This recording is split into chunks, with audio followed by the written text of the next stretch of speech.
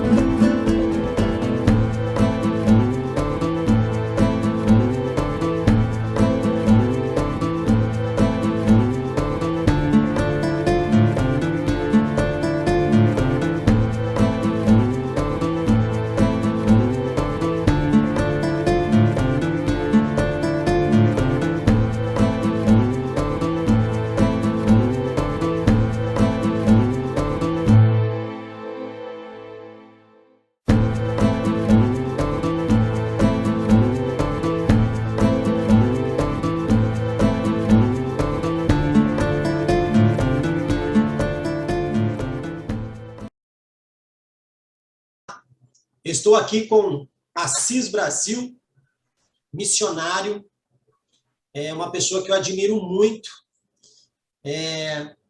Para mim é uma honra, Assis, começar esse projeto, começar o trabalho nesse canal, ouvindo a sua visão em relação ao que a gente vai fazer aqui, tá? Outras pessoas a gente tem que correr atrás de fazer uma bio. O seu eu tive que correr atrás para tirar informações da bio. Se eu fosse falar tudo o que você faz, eu ia gastar o tempo do vídeo só falando o que você faz.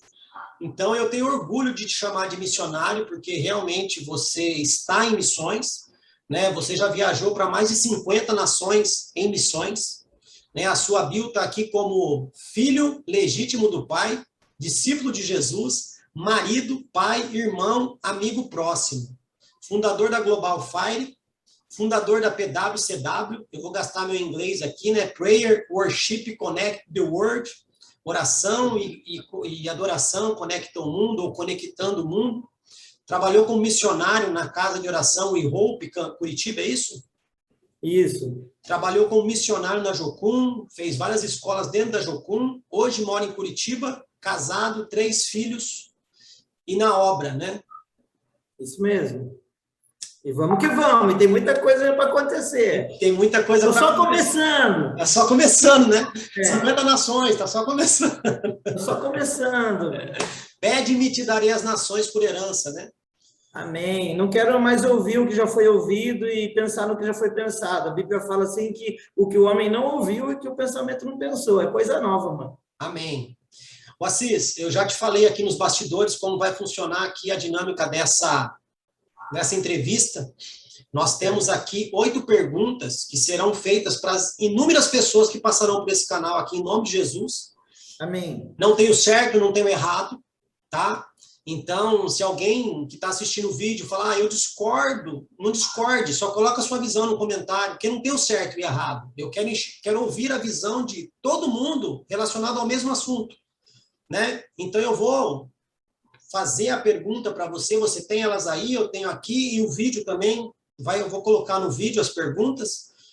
Vou te dar liberdade para você gastar o tempo que você quiser para responder, né? Existe um cronograma que a gente precisa seguir, se puder ser da maneira que a gente conversou, amém. Se não der, deixa o Espírito Santo conduzir. Ok? Sim. Podemos começar a briga? Por favor. Essas perguntas, para você que está assistindo, essas perguntas aqui, ela foi colhida da intenção e do coração de 7 pessoas que estão por trás desse projeto me ajudando. Eu recebi mais de 60 perguntas e algumas a gente desconsiderou que não fazia parte do que o projeto estava visando. Fizemos uma síntese e trouxemos algumas perguntas que vai deixar o povo aí meio... Uns vão responder de boa, outros vão tremer na base para responder, mas vamos que vamos. Primeira pergunta, hein, Assis? Primeira pergunta. Ah, Jesus. Quais impactos as divergências teológicas têm gerado no reino de Deus, no mundo, em nossos dias? E qual é o papel da teologia na vida da Igreja de Cristo? Então, eu acho que eu acho não, né? A Bíblia diz que um problema central, principalmente no fim dos tempos, seria a multiplicação da ciência ou do conhecimento, certo? Então, hoje, essa questão das linhas teológicas, elas mais confundem do que convergem, né?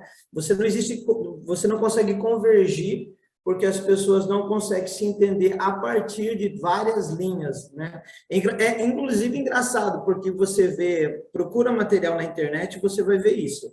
Você vai ver que existe uma preocupação de quem fala sobre isso de ser politicamente correto com todas as linhas, de medo de ofender alguém. Então, geralmente, os professores falam assim, a linha tal pensa isso, a linha tal pensa aquilo. Só que, assim, não vão existir várias linhas de fim do tempo nos últimos dias, vai existir uma só, certo? Então, eu acho que isso tem um papel central para desviar o caminho de quem quer discernir as estações e os tempos.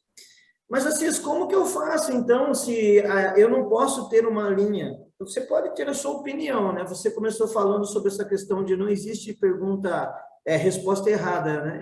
Eu brinco, falo que existe pergunta mal feita, não existe resposta errada.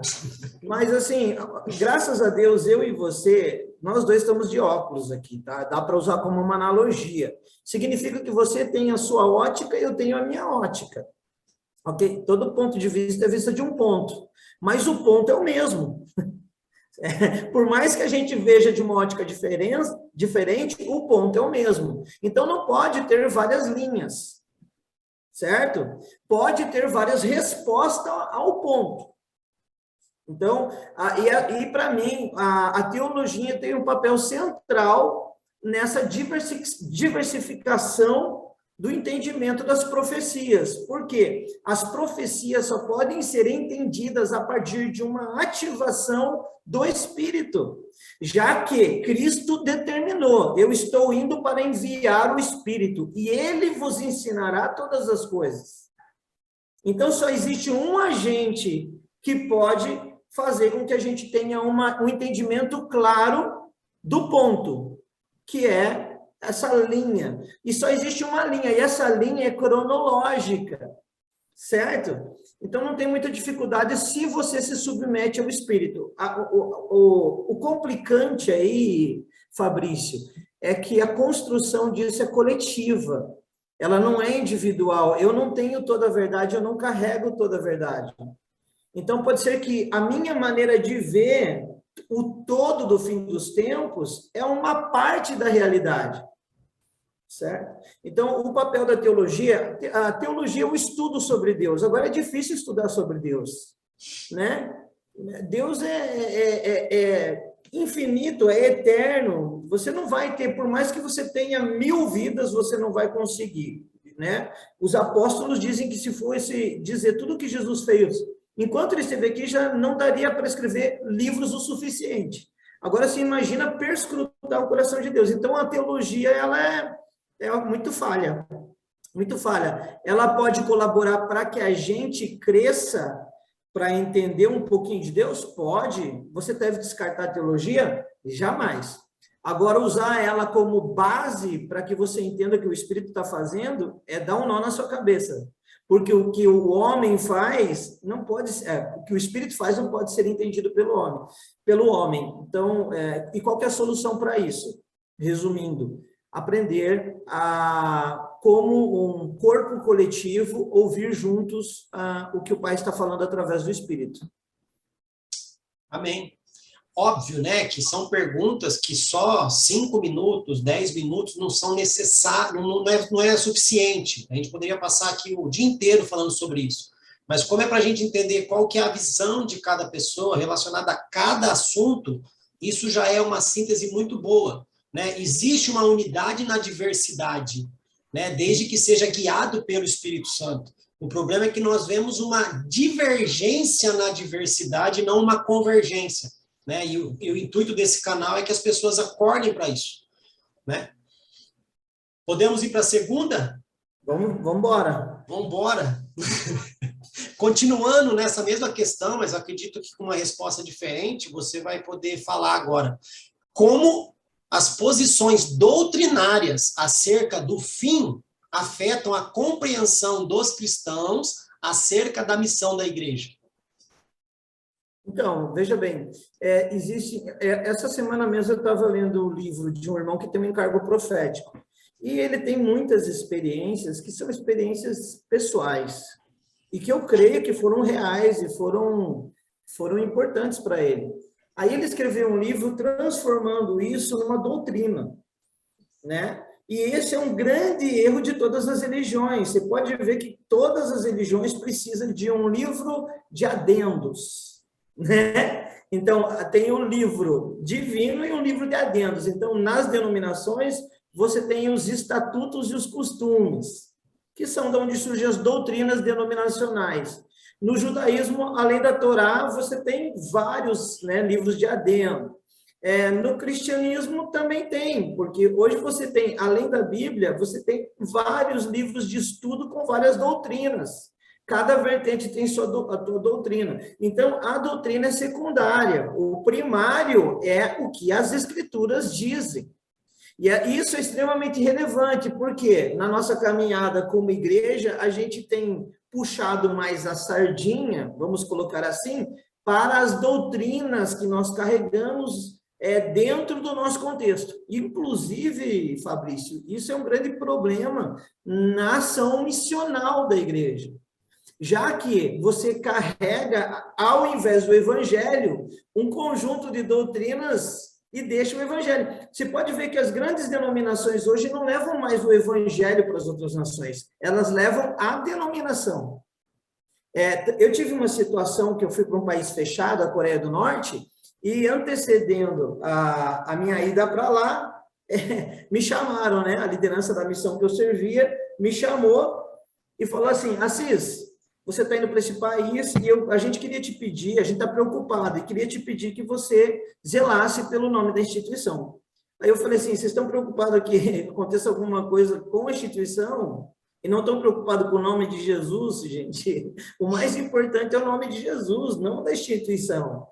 Então, as doutrinas, elas acabam desviando a nossa energia de depender e entender do que o Espírito está trazendo para esses dias. Uma coisa importante para a gente entender e discernir isso, Fabrício, é que é o que Salomão falou para nós, lá no livro de Eclesiastes. Todo propósito tem um tempo e uma maneira. Então, o propósito nunca muda, certo? O propósito é o reino de Deus, o reino eterno de Deus. Mas o tempo e a maneira, ela muda. E se muda o tempo e a maneira, você tem que estar conectado diariamente para saber qual que é a movimentação do céu. Por isso que a gente ora por um mover. Porque se não tiver um mover, a gente não consegue discernir o que o Pai está falando. Quando não tem um mover, o que a gente faz? Cria doutrina. A gente cria um método para tentar substituir aquele buraco que a gente não sabe o que fazer. E para muitas coisas são novas, porém, os fundamentos não. Tem muita coisa que a geração de Jesus não teve que lidar como a nossa geração, certo? Muitas coisas com relação, por exemplo, a gênero, a tecnologia. E aí, como é que eu resolvo essas coisas? Se eu não ouvir o Espírito para aplicar os fundamentos daquilo que a Escritura falou. E 99% hoje de toda a ação e de todo o entendimento que existe com relação ao Evangelho hoje é com base na doutrina. Agora, eu vou terminar essa pergunta com uma charada, né? Veja bem, o endemoniado gadareno. O endemoniado gadareno era um cara que ele não tinha só... ele não era só um mundano, um pecador. Ele tinha passado todos os limites psíquicos, de problemas psíquicos, que o mundo sabia lidar. Ele era um louco, ele estava num cemitério acorrentado, sem juízo. Ele teve um tempo com Jesus, que não dá para a gente definir se foram minutos ou horas, mas foi uma vez, um dia. E imediatamente ele é comissionado para evangelizar 10 cidades, que era Decápolis, que eram 10 vilas, 10 cidades. Ele não fez seminário teológico, curso de batismo, não teve tempo para ser discipulado, não teve mesa com Jesus. O que ele teve? Uma ativação espiritual. Ele teve alguma doutrina, algum costume? Nada. Para piorar, ele estava numa região de cultura totalmente apóstata, errada. Então, isso demonstra que as doutrinas não acrescentam, elas podem até engrossar o nosso entendimento, mas elas não são essenciais. Estou falando que o negócio vai engrossar aqui. Vamos lá. A próxima. Vamos que vamos. De acordo com Mateus 24:12, o esfriamento do amor é o resultado da multiplicação do pecado. Com base neste fato, devemos aguardar o avivamento ou a apostasia? Essa é uma grande discussão, né? Porque o texto que você citou fala que por se multiplicar a iniquidade e o amor de muitos esfriaria. É engraçado que a gente, quando fala em apostasia, a gente tem na nossa mente, na nossa cosmovisão coletiva, no nosso conceito coletivo, a ideia de que a apostasia está falando que as pessoas do mundo vão ficar mais afastadas de Deus. Mas elas já estão afastadas. O termo, no original, fala afastamento. Então, só quem está perto se afasta. Correto? Então, o que a Bíblia está nos dizendo para nós? Está falando assim que aqueles que estavam perto vão se afastar. Então, a ideia central é que não haja um avivamento coletivo, mas que haja uma apostasia. Vai ter um avivamento? Com certeza vai ter. A gente vai falar, acho que, se eu não me engano, em outra pergunta mais sobre isso. Mas a ênfase central desse tempo é um esfriamento. E é um esfriamento do amor, é um esfriamento dos frutos do Espírito, é um esfriamento da relação do homem com Deus, principalmente, né? Essa relação, ela é muito importante. Minha esposa maravilhosa, você fez eu perder agora, só te paquerando 5 segundos dos meus 5 minutos. Dá um oi para a galera, nosso primeiro programa, aí. Reverenda, você vai passar para entrevista também para o reverenda. Você vai passar para entrevista aqui para o reverendo. Então, Fabrício, o que acontece? Quando a gente desfoca do fato de que nos últimos dias haverá uma grande apostasia, nós acabamos gastando energia espiritual naquilo que não é verdade. Certo? Cis, então eu não devo clamar por um avivamento? Nós sempre devemos clamar por um avivamento, certo? Quando Elias estava, que é um representativo, é uma figura simbólica, né, com a mesma frequência, a mesma energia que a geração que antecede a vinda do Messias tinha, que é isso que a Bíblia fala, que a gente viria, né, ter uma ação profética como a de Elias. Ele falou para Deus, eu estou sozinho na parada, né? Eu sou o único que sobrou. Então, na cabeça dele, ele falou assim, teve uma apostasia feita por Jezabel e Acabe, certo? E não tem mais ninguém. Daí ele falou assim, não, filho, eu separei para mim um determinado número de irmãos que estão avivados. E no momento certo eu vou juntar essa galera e a coisa vai pegar. Então, vai ter um avivamento? Vai ter um avivamento, mas não o avivamento de sinais e maravilhas que as pessoas esperam. Nós vamos falar sobre isso também mais para frente, e eu vou falar para você que tipo de avivamento que a gente vai ter durante um período de apostasia. Então, você coloca aí, só para fazer uma linha do tempo, apostasia, perseguição e avivamento. A apostasia vai gerar perseguição e a perseguição vai gerar avivamento, mas não o avivamento que a gente espera. E um ponto importante que as pessoas perdem nesse versículo é que não fala que o amor de todos, fala que o amor de muitos, né? Sim. Então, existirão pessoas ainda que vão conseguir se manter, né? Sem esfriar esse amor, né? Ainda existe a esperança. Né? Sim, Daniel fala que muitos serão purificados, embranquecidos, né? Os santos serão, mas muitos também cairão, serão provados e não vão passar no teste, não. É isso aí. Bora lá, então, né? Quarta pergunta. Qual a visão do Assis sobre a teologia do domínio? A igreja deve ser soberana sobre todas as áreas de influência no mundo? E qual a relação desta afirmação comparado aos textos de Mateus 16, 18 ao 20, Efésios 3, 10 e Efésios 6, 12? Então, a teologia do domínio ela não é nova, né? Desde que a profecia de João, né, falava que dava em entender que talvez que quando João morresse, começaria a época do reino. Muitos acreditavam nisso. A partir desse entendimento, muitos achavam que o milênio começaria a partir do desaparecimento de João, que, assim, diga-se de passagem, não queria morrer de jeito nenhum, tentaram matar o bichinho de tudo que é jeito e não tinha. E isso só engrossou mais, né? Essa ideia de que João indo, começava o reino, o estabelecimento do milênio. E aí surgiu essa ideia do domínio. Com essa ideia, a Igreja Católica começou, então, viver o milênio literal, tentar viver o milênio literal. E vou dizer para você, quase conseguiu, porque foram 800 anos de supremacia católica. Só que daí não deu certo, acabou ruindo, e depois disso, várias outras tentativas houveram durante a história de fazer com que a igreja tivesse esse domínio literal de todas as áreas. E recentemente isso, a partir, né, de um entendimento dos sete montes, né,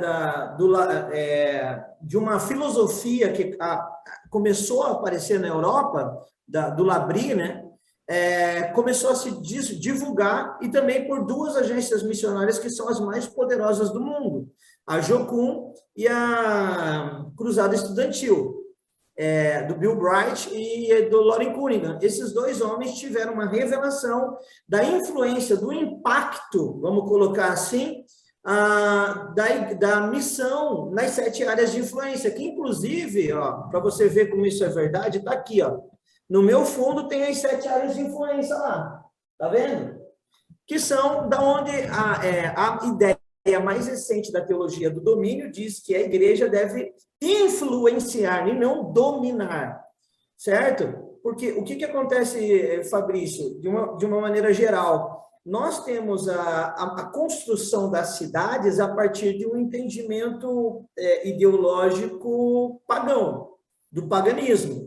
Por trás da construção das cidades, você vê uma instituição muito poderosa, além da Igreja Católica do Estado, a maçonaria. A maçonaria, você vê isso no mundo inteiro, em todas as cidades que você vai, em todas as capitais que você vai, ela tem uma teologia de domínio. E vem do paganismo, certo? Então, essa ideia da teologia do domínio é muito complicada, é muito errada. Você pode repetir a pergunta? Tem mais uma parte que eu acho que eu quero aproveitar dela. Ele fala sobre a teologia do domínio que você colocou, e a igreja deve ser soberana sobre todas as áreas de influências no mundo. Ele cita, tem três textos aí, né? Mateus 16. O primeiro, Mateus 16, 18, que fala: Tu és Pedro, sobre essa pedra edificarei a minha igreja e as portas do inferno. Apontando, então, para o mundo espiritual. O texto de Efésios 3 é a mesma coisa, né? Darei autoridade sobre principados e potestades nas regiões celestiais. E o texto de Efésios 6,12 fala: nossa luta não é contra a carne nem o sangue, mas contra principados e potestades nos lugares celestiais. Ou seja, todo o apontamento do entendimento de domínio e governo bíblico, apostólico, é numa região invisível, que é a região celestial, que é onde os principados e potestades dominam. Quem são essa galera? São os dominadores deste mundo tenebroso, são os os verdadeiros influencers, né? Eles não são youtubers, mas eles são os influencers, eles são os caras que definem as culturas, eles são os caras que definem as tendências, eles são os caras que definiram as revoluções. Todas as revoluções que nós tivemos no mundo foram fruto dessa interferência maligna do governo da Terra. Eu costumo dizer, Fabrício, que o diabo é o fundador do MST, Movimento Sem Terra, né? Por quê? Porque ele não tem onde morar, ele é o príncipe da potestade do ar, certo? Então, se ele vai para cima, é o céu do Senhor, se ele desce para a terra é nossa. Então, ele não tem autoridade nem para cima nem para baixo. Ele precisa fazer alguma coisa, então ele faz através de nós na terra. Então, essa ideia de a igreja dominar é uma ideia de extrema insubmissão. Primeiro porque a mulher não deve dominar sobre o sacerdócio do marido.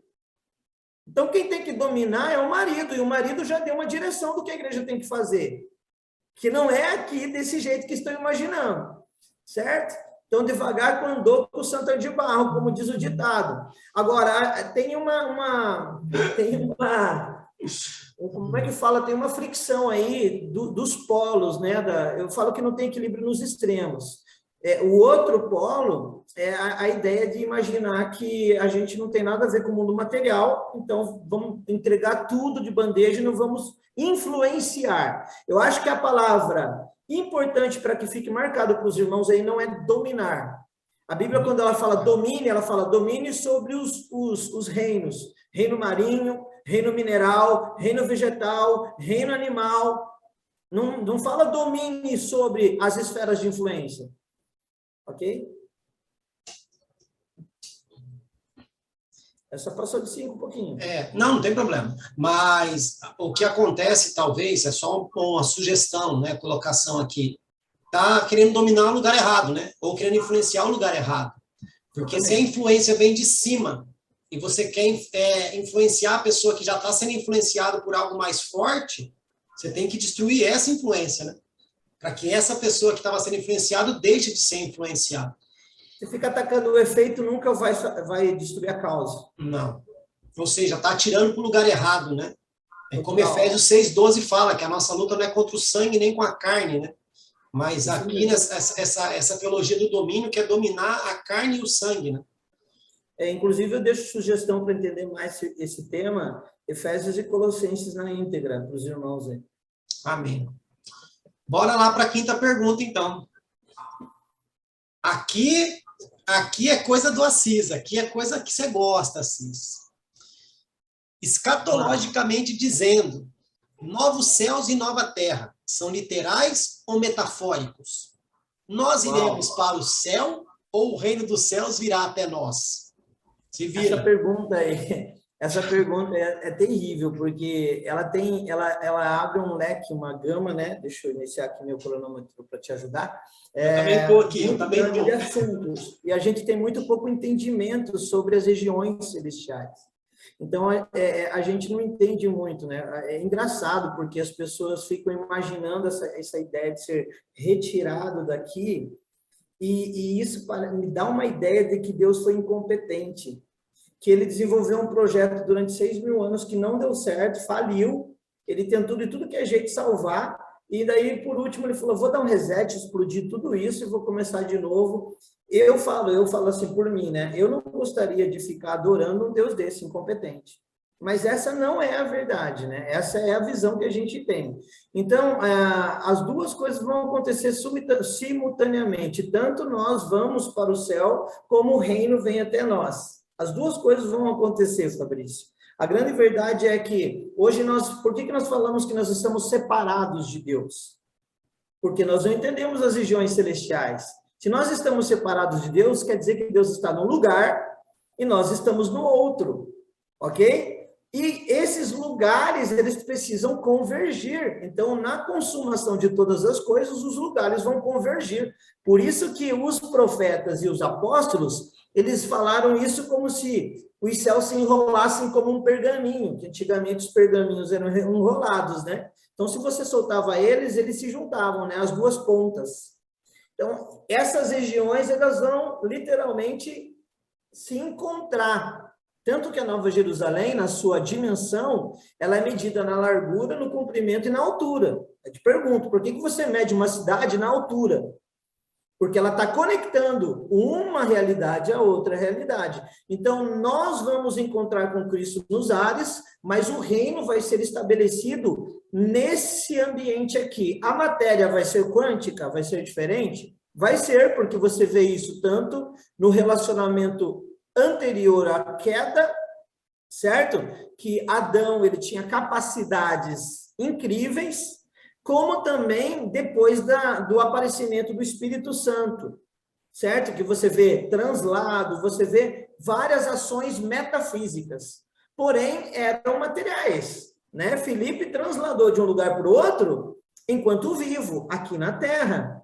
Jesus, ele atravessou parede, ele comeu churrasco na praia, ele fez coisas incríveis durante os 40 dias, estando aqui fisicamente. E uma das coisas que a gente perde de vista é que Jesus foi elevado fisicamente aos olhos de todos para o céu. E tem um homem lá. E falo mais, físico, né? Não tem só ele, tem outros homens, tem Enoque, tem Elias. Então tem uma galera de gente lá que está vivinha da Silva, que é físico, certo? O que nos traz consciência de que essa ideia de que a gente vai se transformar em fantasma, vai ficar levitando pelo universo e vai para um outro lugar, os justos herdarão a terra. Eu brinco que a terra é o nosso vestibular. Eu falo assim para as pessoas, se você não foi aprovado no vestibular de cuidar da terra, por que você acha que Jesus vai te levar para o céu? Tanto que hoje existe um consenso quase que universal de que salvação é de graça, mas galardão é recompensa. certo? Então, para você definir qual que é o teu condomínio no céu, você tem que trabalhar, filho. Porque galardão é fruto de atos de justiça, é o teu trabalho, é o teu serviço. Então, se você não trabalha, você não vai ter galardão, não. Certo? Pode morar lá? Pode. Vai desfrutar? Vai. Vai transbordar? Provavelmente não. Outra coisa que eu quero deixar aqui como charada é que no final de todas as coisas, aparece ainda uma árvore da vida com as suas folhas servindo de cura para as nações. Como assim? Já está tudo estabelecido, a Nova Jerusalém já está aqui, o trono de Deus já está aqui, Jesus já está aqui, então por que as nações precisam de cura? E aí é uma coisa que não dá para responder em 5 minutos, mas indica para nós que é literal, vai ser aqui e nós vamos reinar com Cristo. E querendo ou não, toda essa confusão acontece pelo fato das duas primeiras perguntas, né? Uma teologia falha e conceitos doutrinários que nos afastam, né, de entender, de ver o que o Espírito Santo está fazendo, como Deus tem se movimentado. Como é importante, né? Então, essas perguntas não foram jogadas aqui por acaso. Né? É um sistema de crença. É um sistema de crença. Incrível que, se você for entrar pela viés neurológico, você vai perceber que esse sistema de crença ele é desenvolvido no cérebro dentro de um lugar chamado hipotálamo, que é quarto interior, né? Quarto de intimidade. Então, é incrível como as coisas casam. É isso aí. Vamos lá, para a sexta pergunta. Estamos quase finalizando a briga. Com base em Gênesis 6:3, 1 Tessalonicenses 5:19 e 1 Timóteo 4:1, qual o impacto de não crer na ação do Espírito Santo nos últimos dias? Então, Fabrício, para mim, esse é o ponto central e a nossa maior preocupação com relação a ensino, com relação à missão, com relação ao evangelismo, com relação a tudo. Para mim, é o nervo ciático do corpo. O Espírito Santo foi deixado de lado, literalmente. E, para mim, isso já faz parte desse movimento apóstata. Ok? Então, o Gênesis 6:3 fala que não contenderá o meu espírito para sempre com o homem, certo? O texto que você falou de 1 Tessalonicenses, se eu não me engano, fala: não apaguem o espírito. Ora, se o texto fala que o espírito pode ser apagado, ele já dá uma resposta, uma dica para nós, né? Qual foi o terceiro texto que você falou? Timóteo 4:1. Fala que nos últimos dias apareceriam espíritos enganadores. Então, você vê uma ação, ao mesmo tempo que há um afastamento da ação do Espírito, a ação de espíritos enganadores nos últimos tempos, né? Paulo é específico para Timóteo, falando quando isso aconteceria. Então, isso demonstra para nós a importância da gente resgatar essa interação entre nós e o Espírito Santo. Acho que o protocolo mais importante entre nós é essa parceria do homem com o Espírito Santo. Certo?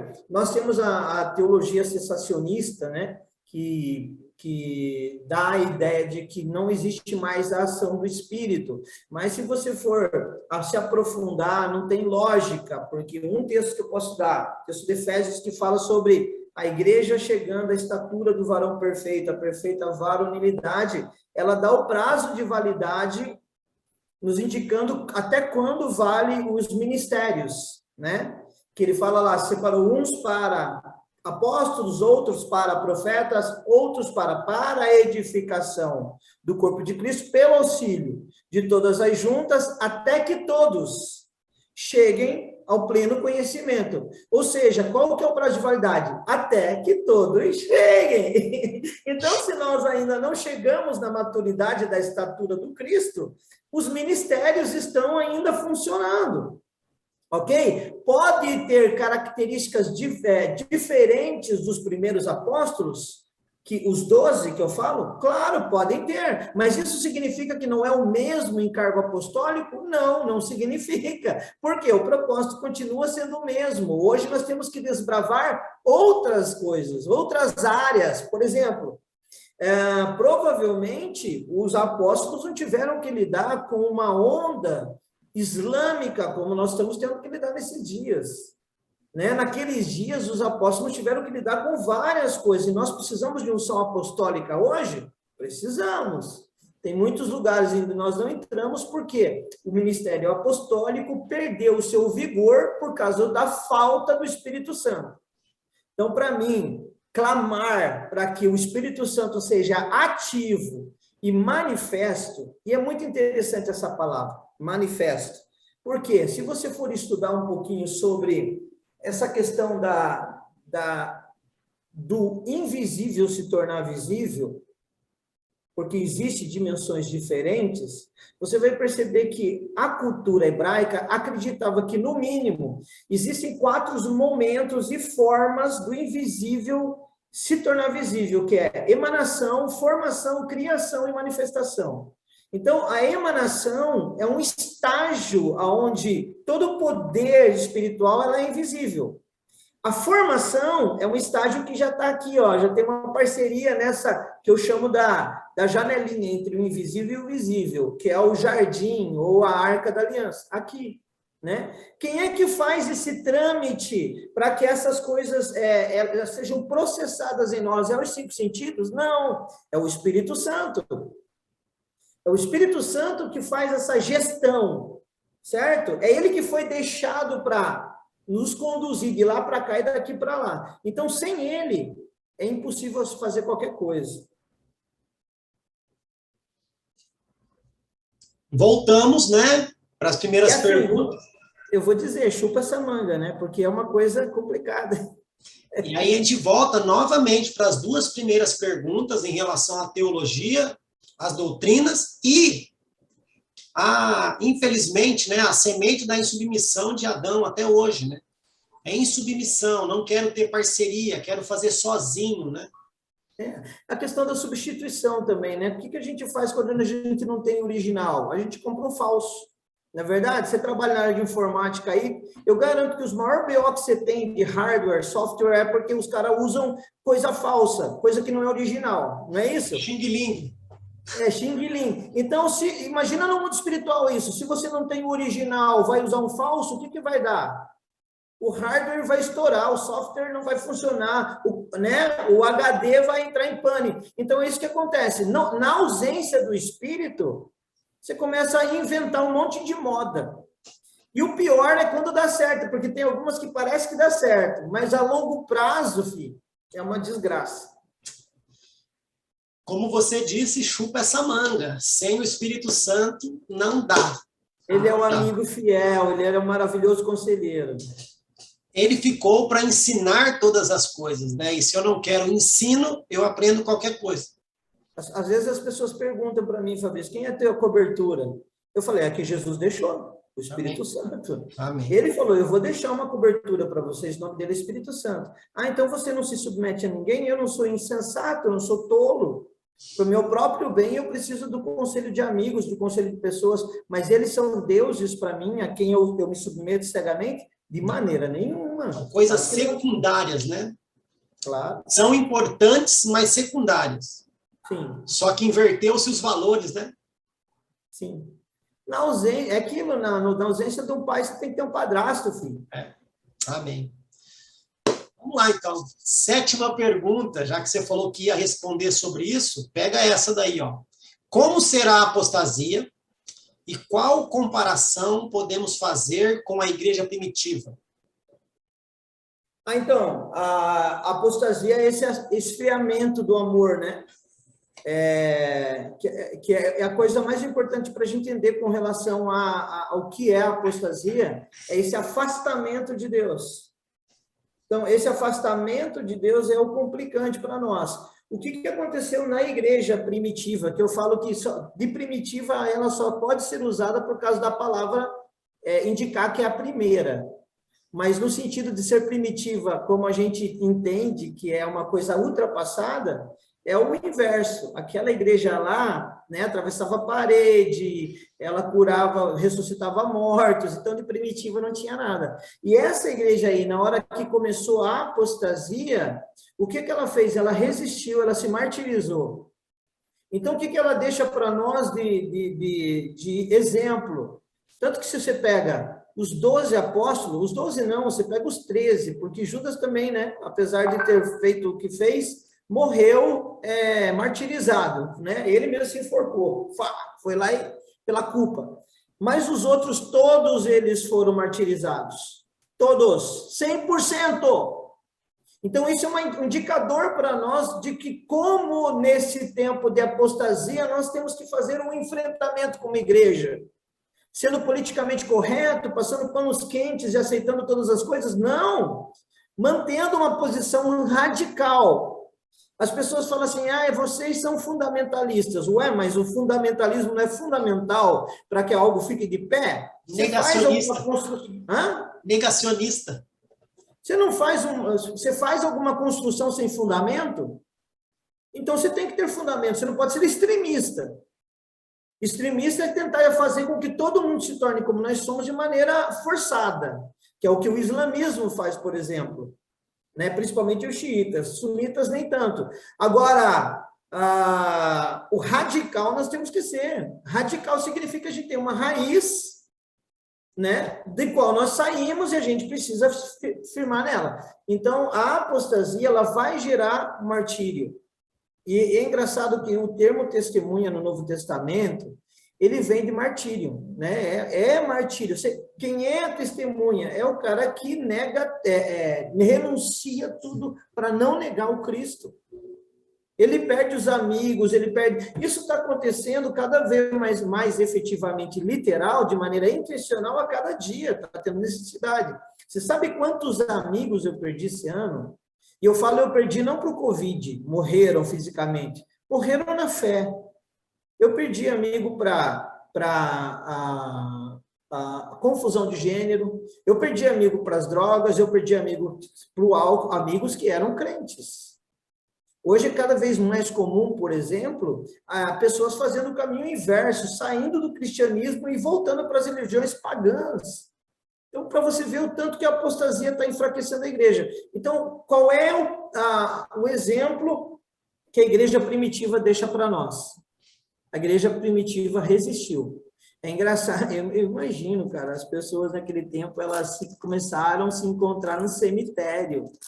Imagina você fazendo uma reunião e uma santa ceia no cemitério, para você poder continuar. Então, esse é o exemplo que a igreja primitiva deixa para nós.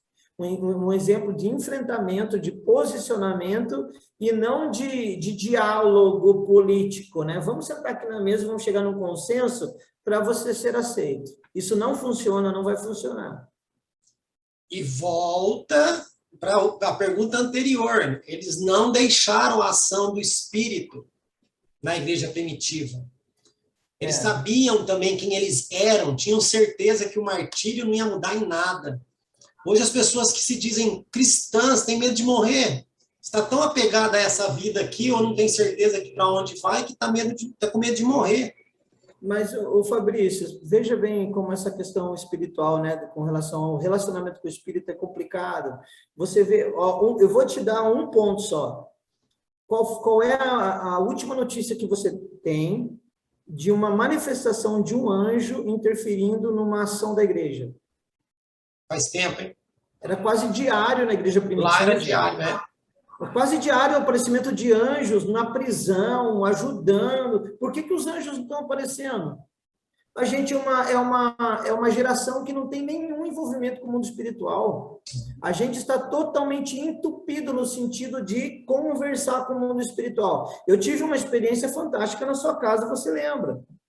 Né? Da ajuda de um anjo, que me salvou da morte, porque eu estava mesmo aquele dia muito mal. Então, nós não temos mais experiências como essas, porque a gente não acredita mais. A gente está que nem as seitas da época de Jesus, que tinham o mesmo problema, não acreditavam na ressurreição dos mortos, não acreditavam nos anjos, ok? Então, nós precisamos, e por isso veio o Messias, para livrar a galera. Só que para isso precisou ir para o deserto, largar todo aquele ecossistema, né, religioso, deixar. João Batista deixou a herança sacerdotal dele, deixou a estola sacerdotal dele e foi para o deserto. Então, o que a igreja primitiva deixa para nós? É esse posicionamento aí. Amém. E vamos chupando cada vez mais manga.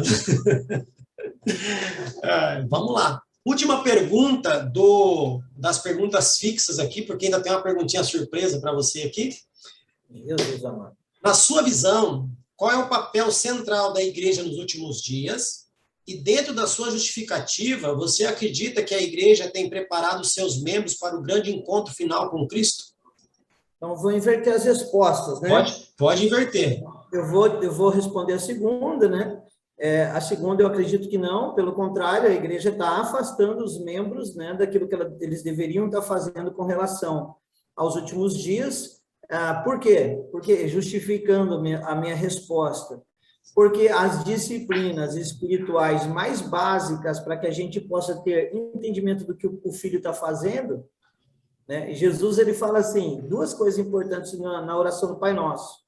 A primeira, seja feita a tua vontade aqui na terra como é no céu. Então, se eu não conheço o céu, se eu não me relaciono com o céu, se eu não interajo com o céu, como é que eu vou saber qual é a vontade do céu? Certo? Não tem como. A segunda coisa, ele fala assim, o pão nosso de cada dia nos dá hoje. Mas em João 6, ele já dá a dica de quem que é o pão. Ele fala, eu sou o pão. Se você não comer de mim, você não vai ter fome. Então, ele não estava falando de pão físico. Ele não estava falando de pão de mesa. Ele estava falando dele. Então, o pão nosso de cada dia nos dá hoje. Está falando de mim mesmo. O pão é nosso. Eu sou para todo mundo. Vocês têm que comer de mim. Se vocês não comerem de mim, não vai ter como vocês entenderem nada. Ok? Então, hoje, infelizmente, nós não estamos comendo de Jesus. Eu canso de ir em situações e é o contrário, né? Você espera que o cristão convicto ele vá numa palestra e use os exemplos da natureza de Jesus para que, numa empresa, num colégio, seja onde for, para trazer para as pessoas a verdade, né, daquilo que o mundo espiritual carrega. Mas hoje você vai na igreja e você vê pastores que nem citam o nome de Jesus. Eu canso de ir. Agora eu não vou mais tanto, mas em cultos que nem se lembra de quem é Jesus. Teve um culto que eu fui numa igreja uma vez que só se citou o nome de Jesus no final da oração de término do culto, nome de Jesus, amém. Fora isso, não se falou de Jesus, né? A maior parte das igrejas hoje pregam os 3 pontinhos, né? Eu entro no ponto, eu saio do ponto e nunca mais eu volto para o ponto. Né? 3 maneiras, 5 formas. Eu não estou falando que isso é errado, eu utilizo isso, porque é didático. Agora, usar isso e esquecer que Jesus é o centro, né? Hebreus 1, do 1 ao 5 fala, ele é a imagem perfeita do Pai. No passado, o Pai nos falou através dos profetas, mas nos últimos dias, ele nos fala pelo Filho. Então, Jesus é central. Por isso, a igreja hoje está tão enganada na sua execução, naquilo que ela está fazendo. E aí, você perguntou para mim também, né? A segunda pergunta Na verdade, era a primeira, você só inverteu. Qual que é o papel central da igreja nos últimos dias? E aí eu vou responder com 2 momentos do Novo Testamento, um está em Romanos e eu tenho Apocalipse. Então, no livro de Apocalipse... Não, primeiro vamos para Romanos. Romanos 8 fala assim, a natureza geme, fala nós gememos, fala o Espírito geme, certo? Então, assim, está todo mundo gemendo. O que nós estamos fazendo? Aguardando a manifestação do Filho, certo? O Filho está intercedendo do lado do Pai. Então, se o Filho está intercedendo do lado do Pai, a natureza está gemendo para o Pai, o Espírito está gemendo com gemidos inexprimíveis, e nós, os filhos maduros, estamos gemendo, o que a igreja tem que fazer?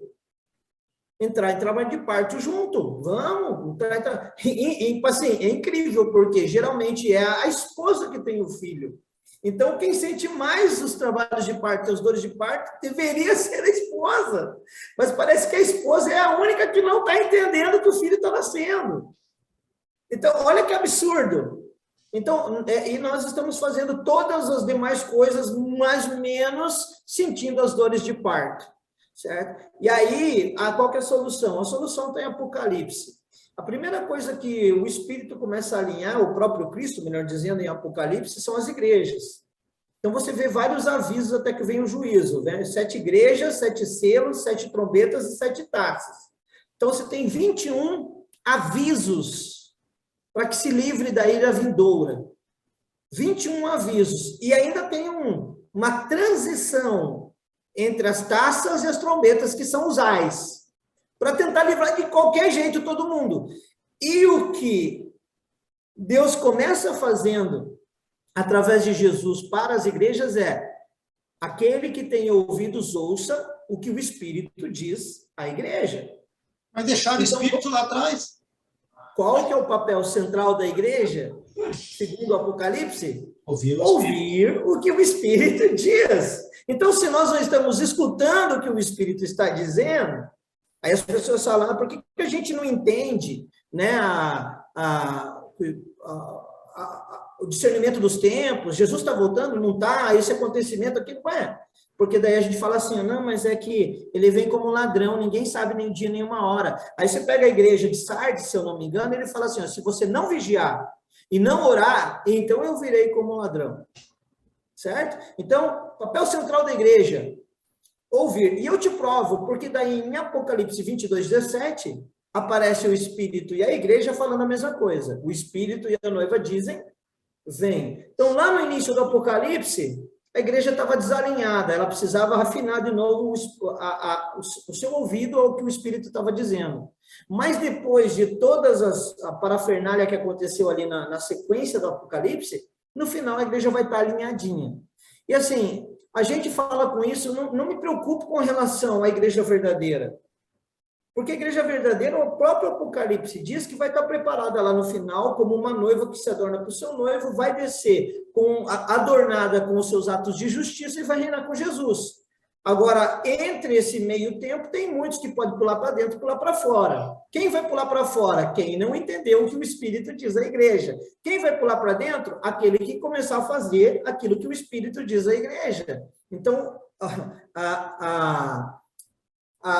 nosso papel central agora, toda a nossa energia como igreja tem que ser gasta nessa parceria com o Espírito Santo. Por isso que eu me dedico tanto ao ensino, e principalmente ao ensino do nosso entendimento, do nosso funcionamento. Como é que a gente funciona para acender o Espírito? Essa eu sair do tempo, né? Mas fazer o quê? Não tem problema. Mas eu vejo realmente essa questão, né? As pessoas clamam, cantam, oram, vem o teu reino, mas que eu quero continuar do jeito que eu gosto de viver, né?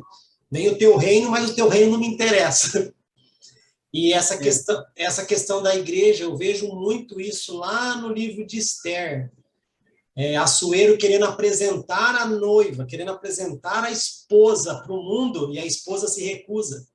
E o papel da noiva era o quê? Era estar gerando Cristo para o mundo, né? A noiva gerando filho, mas ela está aí como Vasti. Mas vai aparecer a Esther, esquenta a cabeça. Daí ele chama o quê? Uma órfã, mulher e judia, né? Para substituir, certo? Aí órfã... Só que ela é acompanhada pelo eunuco, termo, vulgo, Espírito Santo, né? E faz a coisa certa. Exatamente. Bora, é isso aí, Assis. Agora, isso aí você estudou. Essas perguntinhas aí você recebeu antes. Mas não estudei, cara, que até tinha esquecido qual eram as perguntas. Estudar, não estudar, a pergunta foi entregue para o senhorito antes. Agora, aqui, ó, você não sabe o que tem aqui, ó. Deus ajuda quem cedo madruga, filho. Ó, aqui dentro tem 30 perguntinhas aqui, ó. Mas comigo não tem treta, não. Se eu não souber, eu vou falar, não sei. É isso mesmo. É o que falta para a igreja hoje, humildade. Ó, se eu não sei, eu vou inventar uma resposta, tá? Não vou. Ó, tem uma perguntinha aqui dentro que eu vou ler para você, tá? Quais são os números da Mega Sena? Meu Deus. Aí você ganha um monte de seguidor.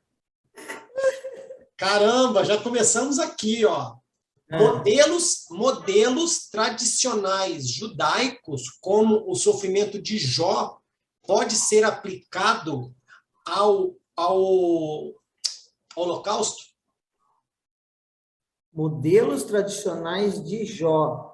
Modelos tradicionais judaicos, como o sofrimento de Jó, podem ser aplicados a Shoah, ou o sofrimento que o povo judeu teve na Alemanha? Você está me perguntando se a maneira como o povo judaico sofreu no Holocausto foi um martírio para que mostrasse ao mundo o amor dele por Deus, é isso? Tá É falando isso? se o mesmo, tá comparando os conceitos judaicos, que nem quando fala muito sobre o sofrimento de Jó. Muitas pessoas ensinam, muitas pessoas falam sobre o sofrimento de Jó. E a pessoa que fez a pergunta está fazendo uma comparação se isso tem relação com o sofrimento do povo judeu na época lá do Holocausto. Olha, pode ter, por quê? Porque Jó era temente, né? O livro de Jó fala que Jó era temente, mas ele não era nem judeu, né? Agora, ele era temente a Deus. Então, assim, nós sabemos que o fato de o povo ser perseguido era o mesmo, porque eles adoravam o mesmo Deus. Então, nesse sentido, o sofrimento fez e faz até hoje. Você pode ver que a reverberação do que aconteceu no Holocausto, com relação ao povo judeu, traz crédito profético para Israel até hoje. Israel, ela se guarda debaixo desse guarda-chuva. E não é verdade? Fala assim, olha, nós somos perseguidos porque nós carregamos uma semente sacerdotal. Ok? Então, é óbvio, a mesma coisa, porque a questão é que a gente não entende muito a maneira como a Bíblia funciona. Por que é parecido? Porque o princípio que gera governo nas Escrituras é a paternidade familiar, é a família. Né? O entendimento de construção de nação era clã, familiar. Então, e isso aí a gente poderia ir num fundo tão gostoso, por quê? Eu só deixo o legado e me torno uma nação quando eu tenho um filho. Cada filho que eu tenho é uma nação que eu dou existência. Uma nação única. Por isso que os clãs não se misturavam, você pode ver. Por que que... e era o oposto, é muito interessante, porque na prerrogativa de fazer uma raça pura, temos que matar os judeus. Mas a raça mais pura que tinha eram os judeus. Porque no próprio fundamento da fé dizia, olha, não se misturem, para que vocês não... Olha como é que é a inversão de valores. Então, essa perseguição para tentar destruir a nossa semente genuína, ela começa lá no Éden. E fala, olha, uma semente vai perseguir a outra. Olha que forte que é isso. Então, tem tudo a ver. E não só o sofrimento de Jó tem a ver, como o holocausto tem a ver, como isso vai acontecer agora nos últimos dias também. Aquele que carrega a semente do filho vai sofrer como os judeus sofreram. E aí você fala assim, a gente poderia entrar em uma polêmica, a gente não vai dar tempo, mas você fala, nós estaremos aqui na grande tribulação ou não?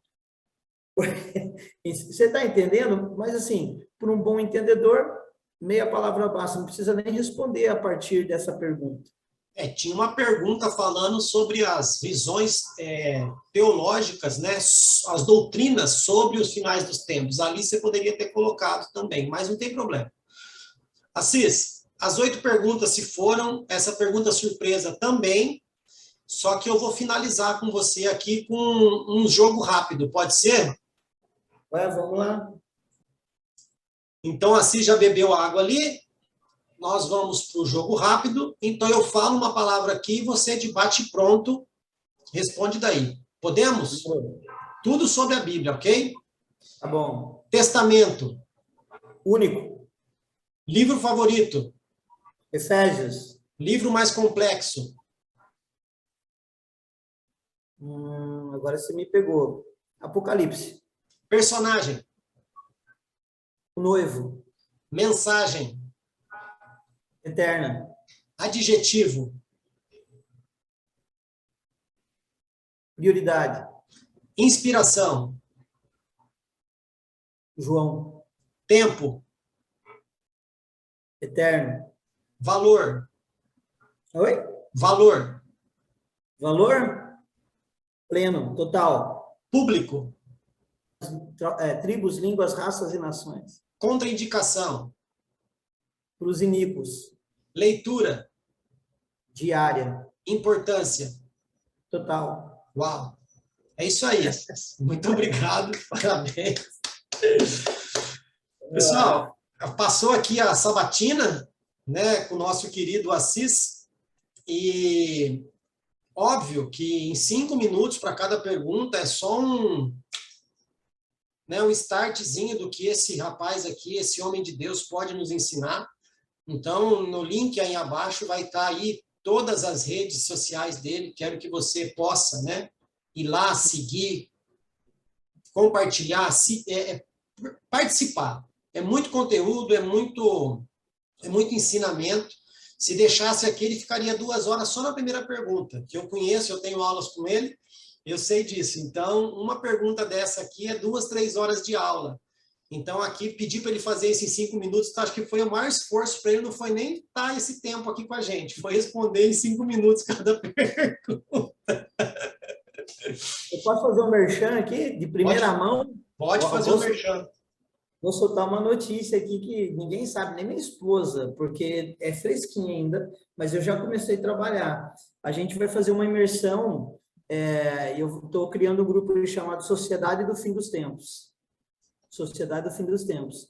Então, a ideia é que a gente possa criar um grupo através do qual a gente possa conversar sobre a questão do fim dos tempos de maneira cronológica. Então, se você gosta e quer fazer parte, já fique esperto nas mídias sociais aí, meu Instagram é Assis Missões, e vai começando a seguir, porque ainda esse mês eu quero começar a ter os encontros diários no Instagram, provavelmente, fazendo live, para que a gente possa ter depois uma imersão mais profunda aí, falando sobre o que é essa sociedade do fim dos tempos aí.